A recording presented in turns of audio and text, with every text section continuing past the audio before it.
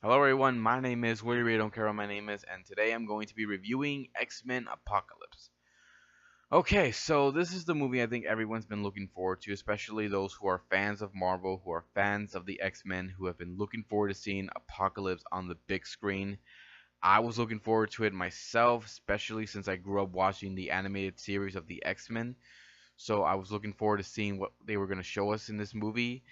And yes, we've been hearing it. There have been critics who've been giving this movie mixed reviews. How Rotten Tomatoes have given this 49% to 48% to 47%. So, is it a bad movie? Is it a bad sequel to Days of Future Past, which was probably the best of the X-Men movie? Uh, Personally, I don't think it was bad. I think it was still good. It was still a good movie. It's not as good as Days of Future Past, but it was still a good sequel. It does have its flaws, but let's be honest, it's not as bad as X-Men Origins or as bad as X-Men 3 The Last Stand. So that's the good thing. Still, it does have its flaws, and I'm going to go over a little bit of them. I'm not going to spoil this for you guys since I know many of you want to see this movie. Alright, so the movie focuses on the return of Apocalypse, who was sealed away by his followers who betrayed him and wanted to kill him. He returns after so many years, thousands of years, and finds that humanity has taken over the world. They are now the dominant species, and that he feels that they are weak, they cannot rule the world, they don't know how, and that he needs to wipe them all out, wipe out all of humanity, wipe out everything they've built so that they can start anew, so that the mutants can rule and that he can rule the world once again. And for this, he finds four followers, four of his horsemen of the apocalypse. We got Storm, we got Psylocke, we got Archangel, and we got Magneto. And we also have, some stories of what Magneto's going through, what the other X-Men are going through as well, and how the X-Men have to unite together. They have to become the X-Men in order to stop Apocalypse before he destroys the world. So all in all, that sounds like a good story, but what's wrong with it? The first problem is the pacing. It takes a while before we get to where we need to go with the story. So it does become a little bit of a bore at times when we're focusing on this scene or on this scene. Now there are some scenes that are actually pretty good. I actually like the one where we see what Magneto's going through with his new family and what happens to them, and we also see Apocalypse recruiting his horsemen. But again, it takes a while before we get to any of that. It takes a long time. In fact, I think it took like an hour before we finally got to something interesting. Again, that was kind of my problem with some of the pacing of it. And I think the other thing is I wish this background story of Apocalypse was more what we were hoping would be like from the comics and everything, but nothing they do is ever going to be like from the comics. They will make some changes to it. It happens.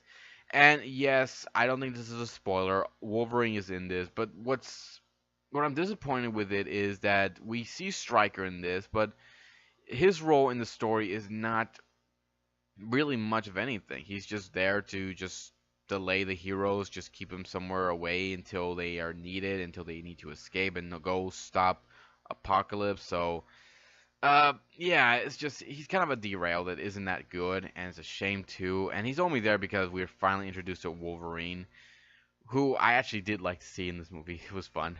Again, the story it does have its flaws. I really was not expecting it to be slow in its pacing, but it's still not a bad story.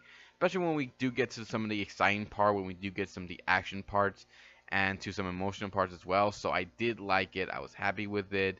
It's not as good as Days of Future's past story, which keeps you hooked, keeps you wanting to see them succeed. It really does feel like you want them to make it through all this, because some of them will not. But again, it's not a bad story. I just kind of wish it was done a little better. We now get to the characters, and I like the actors they got for all these characters. I like the ones they got for Charles, for Magneto, for Mystique, uh, especially Quicksilver, one of the best of all time. Hugh Jackman's in this movie as well as Wolverine. No surprise there. Um, so yeah, I like all these characters, especially the one they got for Apocalypse. Like Wow, this was a great actor. I liked him a lot. He is such a great character. Uh, and he's such a great actor playing him as well. I gotta wonder how long it took him to put that all that makeup and all that effects on this all the clothing for him to wear. I lost the train of thought. The actors they got for Storm, young Cyclops, young Jean, all great actors as well. Nightcrawler, loved them as well. Quicksilver steals the show again. It was great.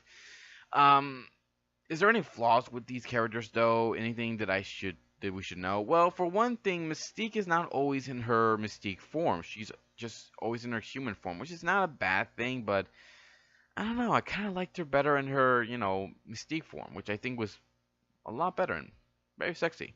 But it's understandable why they don't. And again, it's kind of a disappointment. The other thing is that there are some characters like Jubilee who's just thrown in there and she's not given much of a role. She's just there for a few lines and then that's it. Same thing with Stryker as well. He's just there for a while and then that's it. He's gone. Wolverine being in the movie was fun. It was great to see him there, and I was very curious to see what they were going to do with him. And hopefully, the rumors we've been hearing about the next Wolverine movie is going to involve X-23, his clone. Hope that's true. Again, there are some flaws with these characters. Apocalypse, as good as I like this guy, the actor, to playing him, the character did have its flaws. Like he wasn't that tall. I was expecting him to be more taller, to be more menacing looking, just to be more like from the comics or from the TV series. Again, not bad. I just kind of wish it was done a little better.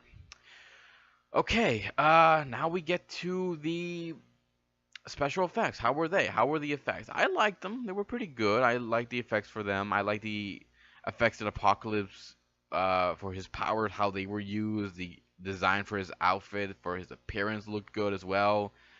Same thing with Nightcrawler, Mystique. Like they do such a great job with them. Beast as well. Um, the fight where we see Jean, at the end of the fight against Apocalypse, like that was pretty cool too. Um, yeah, some of the effects look pretty good, especially Psylocke when she uses her powers. Like that is pretty cool. And the wings for Archangel look great as well.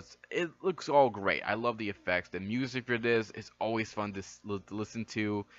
So, are there any flaws? Not really. There are not really a lot of flaws with them. At times, you could tell they look a little fake, but they're not bad. I like the effects they use for Quicksilver when everything is going all slow, like that was pretty cool.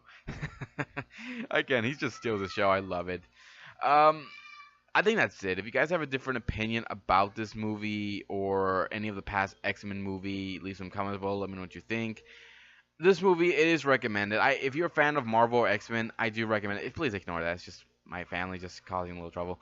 But anyways, if you guys have a different opinion about this movie or any of the past X-Men movies, leave some comments below. Let me know what you think. I'll be here next time to give you more love and more entertainment. That's it, guys. Take care. See y'all next time, and I hope you all like this X-Men movie as much as I did.